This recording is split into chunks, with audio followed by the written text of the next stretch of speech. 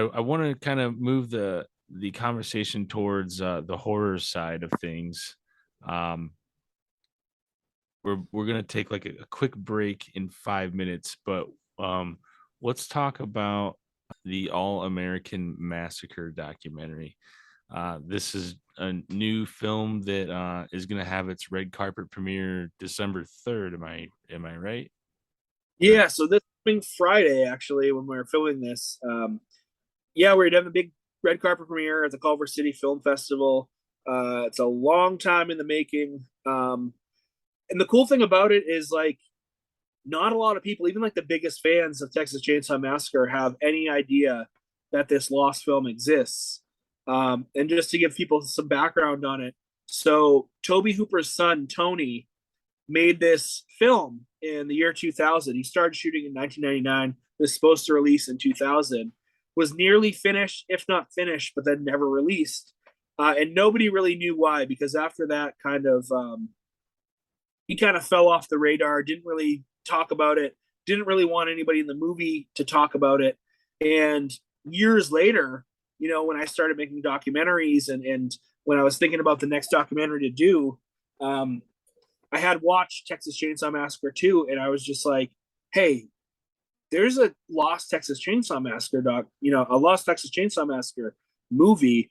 What if we tried to find it and find info about it? And lo and behold, like a few people I was already friends with who were in the documentary, I was already friends with them like on Facebook because they were just in the horror world. Um, so that's kind of like sparked the interest. Um, and then when I found out like how many people just don't know about it, I was like, this could literally be like a historical thing that like is just being ignored. And if nothing is made of this documentary and it's not released before like the filmmakers pass away or whatever, it could literally be lost to time. So let's find as much information we can about this, put it out there, as well as trying to find, the lost movie at the same time.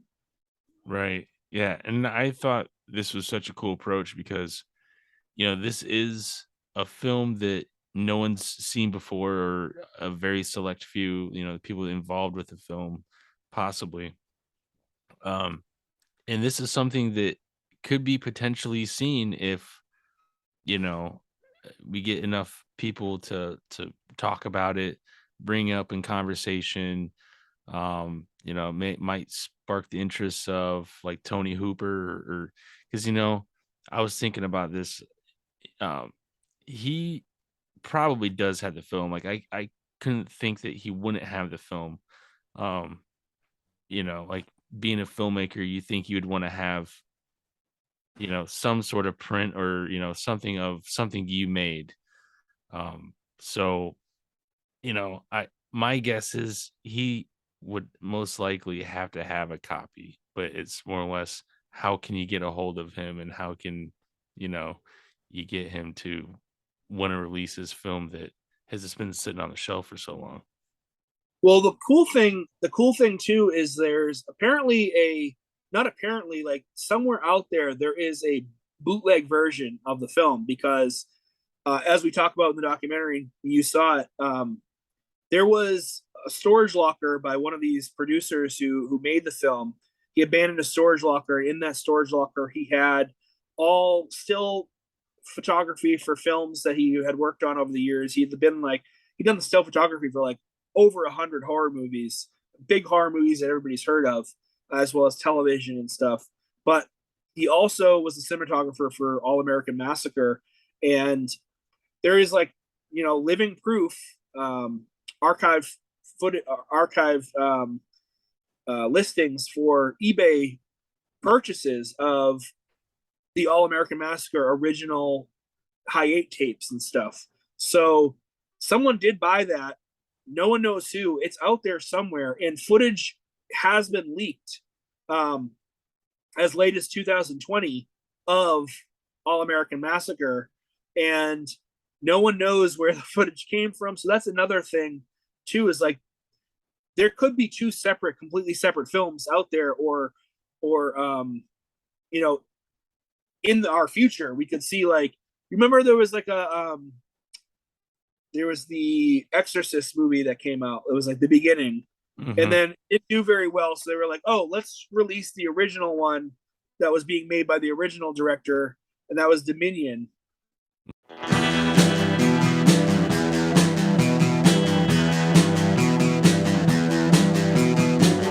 You're listening to the Prescribed Films Podcast Network, home to hundreds of hours of free podcast entertainment. The shows on this network all have a common goal: providing you with the best discussions about movies and other forms of entertainment media. The PFPN hopes to fill your earholes with audio joy. Visit our website with links to all the other amazing shows at www.thepfpn.com. Thanks for listening.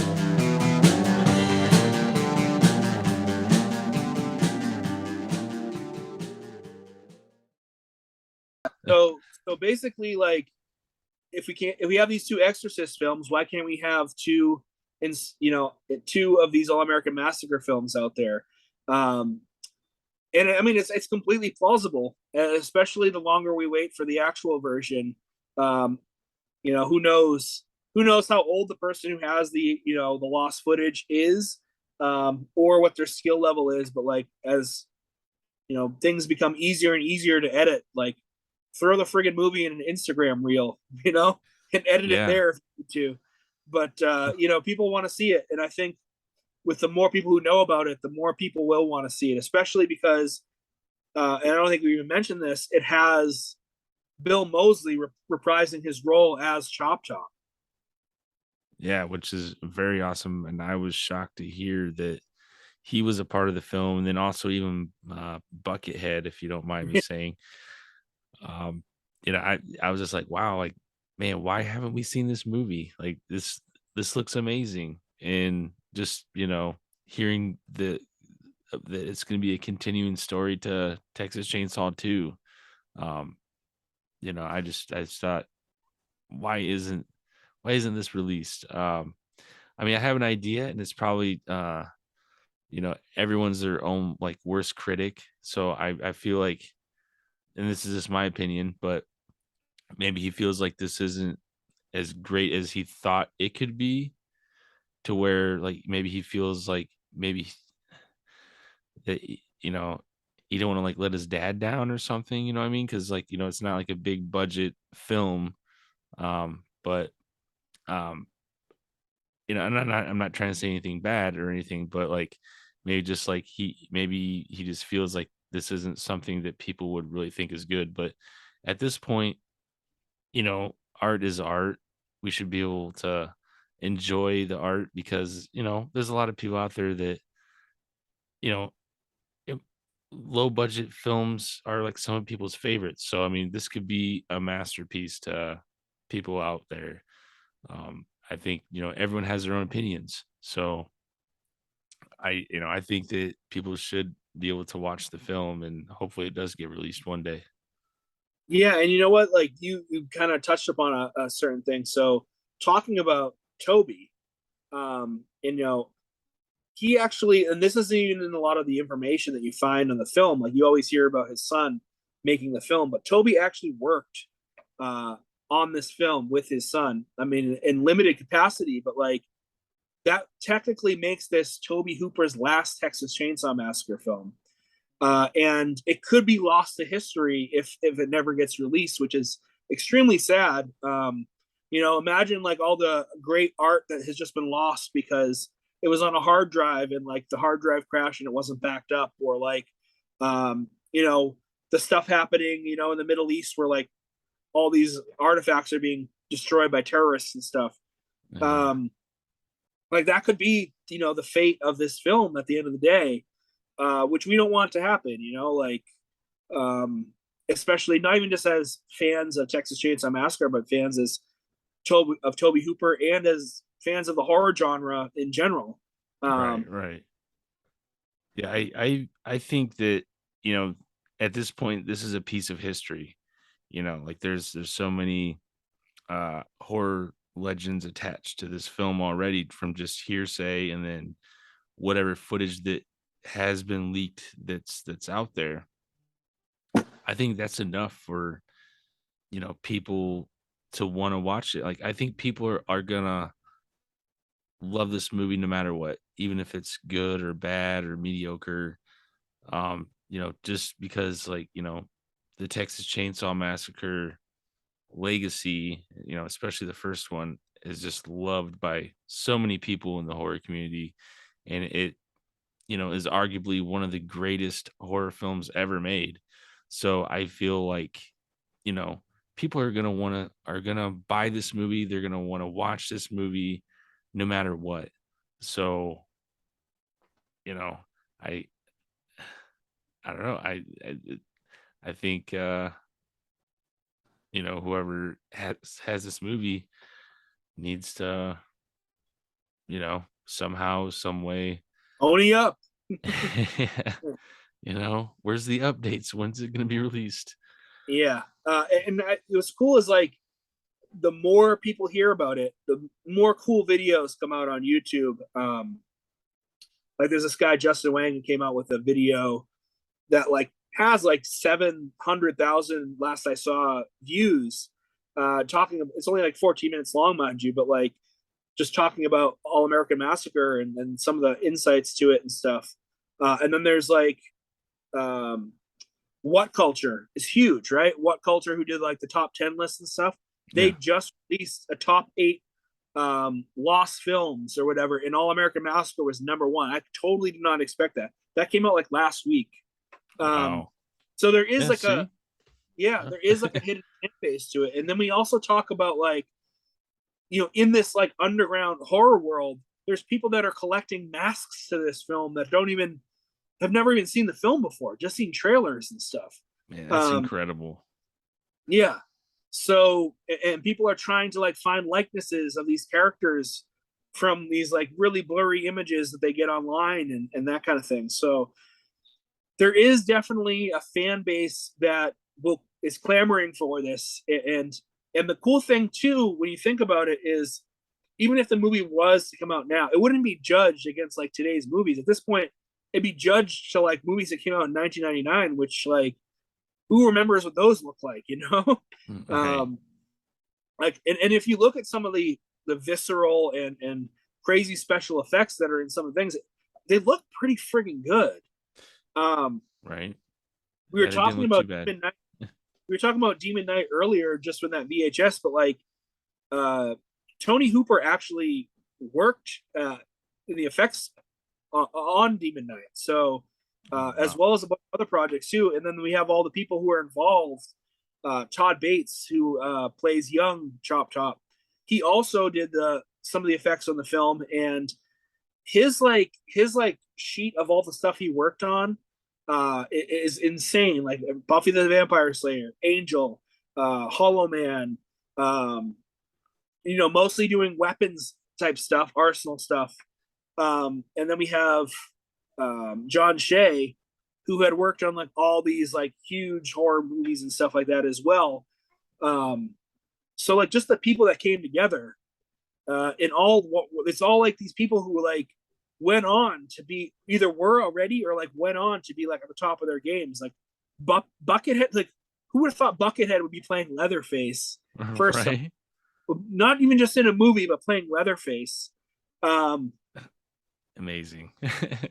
Yeah, so we have some like insight in there about how he and Bill Moseley got to know each other, and then also how Bill Moseley even got the role of Chop Top to begin with. And then we also what I thought was really important with this documentary is I wanted to tell people's first experience with the Texas Chainsaw Massacre, just to show like the kind of differences in what like all these people come from like different walks of life, but for some reason Texas Chainsaw Massacre means something to them, and that in turn makes All American Massacre mean something to them. So people just people want to see it for whatever their reasons are. People want to see it and really hope that this film gets released. Yes, and I hope that this film does, or All American Massacre does get released. It's something that it just needs to happen. It's been so long, and you see all these boutique labels like, Severin, Vinegar Syndrome, all these labels, they're releasing, brand new scans of films that, haven't been seen or, in years, like, films that thought were just lost, that would never get, beautiful new scans done. And, lo and behold, someone has a canister with the film, they clean it up and get them uh preserved in collectors players on their movie shelves that just never would have thought would happen. So Right. I mean, this is something that is very um capable of making happen. It's just a matter of who has it, and you know who can get this process going to get new scans done, or all the proper editing and whatnot that goes into uh releasing a film.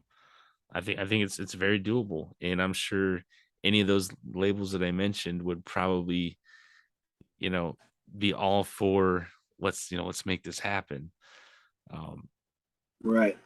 you know, especially, I think a lot of people are just fans of Texas Chainsaw Massacre, so we want more of the franchise that we love. So, why wouldn't anyone want to make this happen? Right, man. Yeah. Exactly.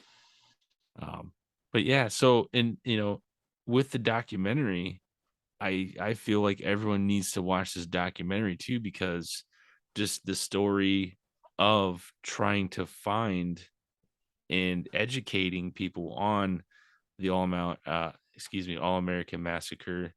Um, I just think that it's an entertaining documentary for all horror fans and fans of cinema in general. Uh, kind of doing like a almost like a Sherlock Holmes investigation on where is this film, because we know it exists. Now, is there anything when you watched it that you didn't know, or that most interests you in the documentary? Well, the involvement with Buckethead I thought was very interesting, because I had no idea that he played Leatherface in the film. And then also, like we mentioned earlier, Tobe Hooper actually on the set being a part of this film. I had no idea that um like I think one day when we were talking about this movie on Facebook, I didn't really realize that his son even made the film. Like, I just like, this film just totally flew under my radar. And I consider myself a Texas Chainsaw Massacre fan, but I guess I didn't really dive too deep into seeing that there was actually a lost film, or really dove into the information to find out that, holy crap, there's actually some bigger names attached to this film, and yet no one talks about the film. Yeah, yeah. It's crazy how something this big could like just fly under the radar. Yeah, yeah. And I almost kind of like the idea that the film almost kind of looks like a shot on video type of film. Uh I don't know what kind of cameras they're using, but you know, didn't really look like high end cameras that you'd see like Hollywood making at that time. So that actually, even just that aspect kind of intrigues me, just kind of like the shot on video Texas Chainsaw Massacre sequel that uh no one knew was coming, or I mean maybe people did know it was coming at the time, but yet just disappeared. um I don't know, like the uh I'm going around in circles, but like, yeah, just the whole shot on video thing. uh the gore looked pretty awesome, actually, from what the footage that we can see. That just kind of made this film look promising, like it wasn't just going to be a cheesy, all right, let's just throw some blood here and there. Like, there's actually some prosthetics work put into this film, and including, like, grandpa's mask and Leatherface mask making the masks different, like in every film. Just, all those elements together just make the film so intriguing. And, you know, I wish we could see the movie. Yeah, man. Yeah. Well, I What? mean, Yeah.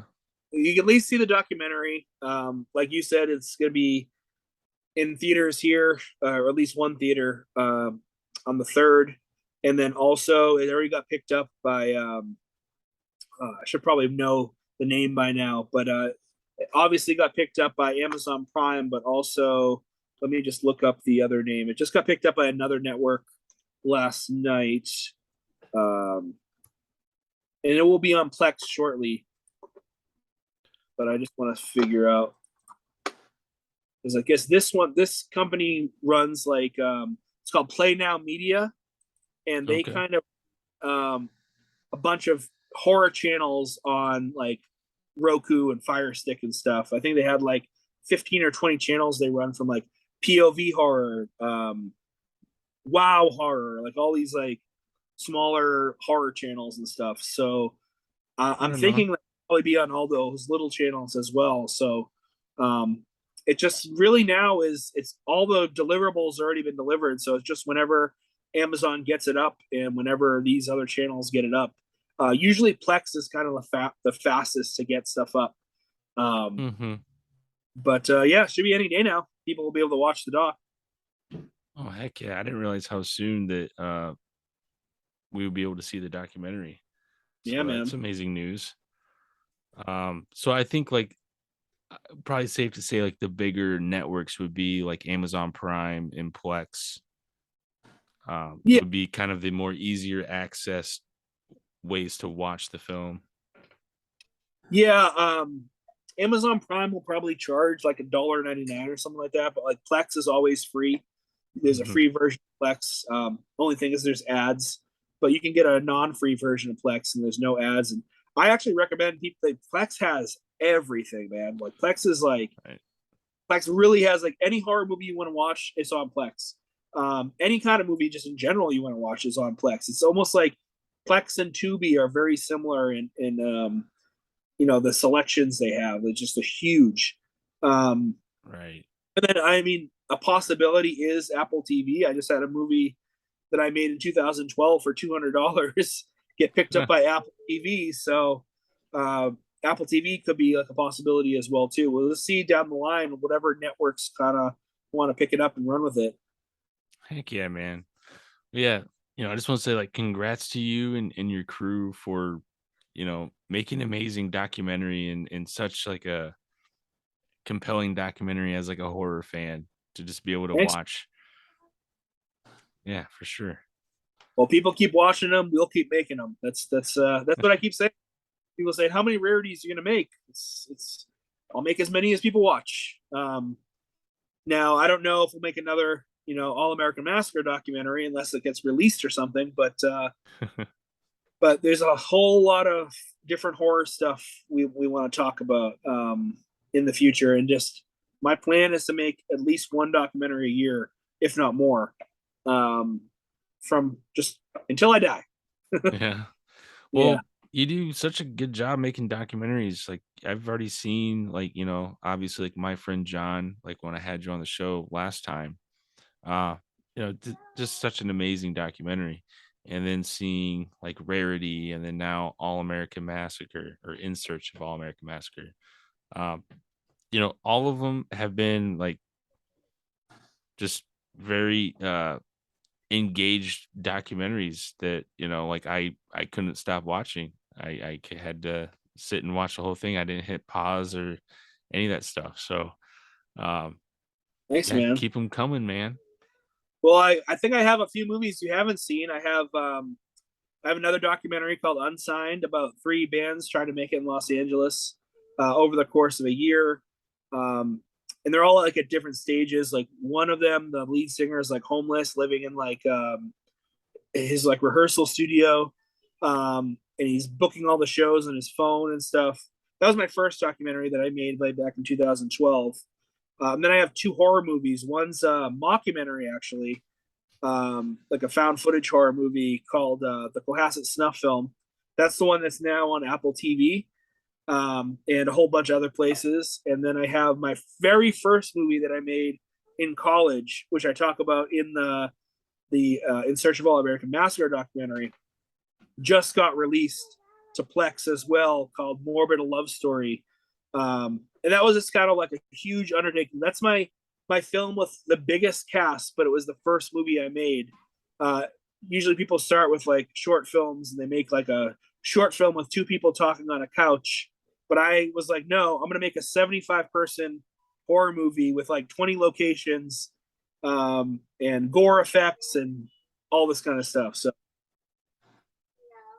sorry, I got my kid in the background. No. Nora, be quiet. Give me like a couple minutes, all right? Sorry. She's I have my door closed and she's like, hello, anybody in there? Like, just give me a minute, okay? Anyways, well, maybe that's my cue. Edward Payson, director of In Search of All American Massacre, the documentary that I think everyone should watch, has been a guest on the show for the second time. Man, I I've had so much fun talking about documentaries with you, man. Retro games and horror movies. This has been amazing. Whenever you want me to come on, man, I'm down to come on. It's always fun. For sure. Especially now that I'm trying to do more these YouTube videos. I'm trying to finally just start doing more YouTube videos. I'm thinking hopefully I can try to make more episodes happen sooner than later. So yeah, thank you so much for coming on the show. And is there anything that you would like, anything else that you would like to plug on to have people check out? No, I think we went over it, man. I think it's check out my movies. Put my name Edward Payson into like a Amazon search, and usually all my movies will come up, or in Plex. Just type my name in, and the movies will come up with a picture of me, and you'll know it's me. All right. Where can people get copies, physical copies of Rarity? Oh, that was at megacatstudios.com. And yeah, you can also buy, like I said, some like new games for old systems there as well. And they have a lot of really cool like games that like kind of push the boundary of like what can be put on like a 16-bit video game. So wow. All right. Yeah, I'm definitely gonna check it out. That sounds very interesting. I might have to dust off my old Sega if they got any Sega games. They do. But heck yeah. Well, Ed, man, thank you so much for coming on the show, and we'll keep in touch, man. We'll have to do this again sometime. For sure, man. We'll talk soon. All right.